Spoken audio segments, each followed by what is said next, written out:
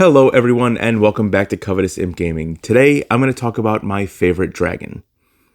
Before we get started, please give this video a like, leave us a comment below about things you'd like to see in the future, hit the subscribe button and the bell so you're alerted to our future content, and check us out on Facebook and Patreon. Those links are down below. When a metallic or a chromatic dragon is killed in a manner that torments its soul, it's reborn with a new need for revenge as a death dragon. Different than the Draco-Lich that you may be familiar with, a Draco-Lich is a dragon that has undergone the ritual to become a lich and voluntarily extend its life, where a death dragon is involuntarily extending its life because it has this need for revenge. The idea of using metallic dragons, which are generally very good aligned dragons, really plays into the death dragon aspect. If your good dragon died, say, defending a city, it may come back to exact its vengeance on that city. And the city thing is very key to the death dragon's toolkit. Unlike the Draco-Lich that retains its breath that it had in life, the Death Dragon's breath weapon is replaced by cataclysmic breath. This is a cone of necrotic energy that it exhales, and anything in its path takes this necrotic damage.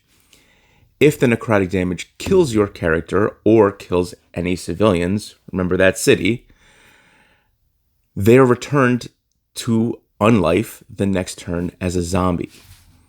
Now, if this Death Dragon is attacking a heavily populated city and it just flies down the street and exhales its breath and kills 20 civilians, that's 20 more zombies that are going to join the fray against the party and give the Death Dragon time to rebolster its forces or just get a better vantage point, as maybe zombies just provide a wall of defense between the Death Dragon and the party.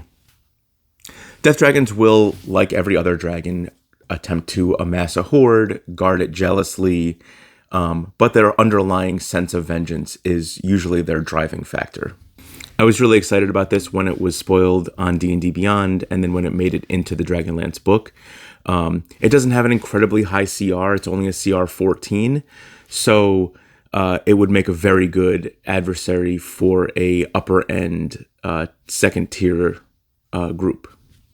I'm still working my way through the Dragonlance book, but it is very high up on my to be run list. So this is one of those creatures that I can't wait to use on the table. I think that you need to have a special dragon that is killed, that has a good story and has a good reason for why they're going to return to wreak havoc on the thing that they protected or the thing that killed them or anything like that. That I think you need to have a special dragon to become a special dragon. So there has also been a ton of D&D news in the past week. Kobold Press is still pushing forward on their version of D&D. Critical Role has thrown their name into the hat, producing their own version of D&D. And it seems that 1D&D is finally has received the final nail in its coffin, and we're just having an updated version of 5e, not a 5.5 even, just an updated version of 5e. So I'll have a new video about that coming out soon, so just stay tuned. As I work through all this information, I will put it all out there with at least my own opinion. So I hope you guys like the Death Dragon as much as I do, and we'll see you soon.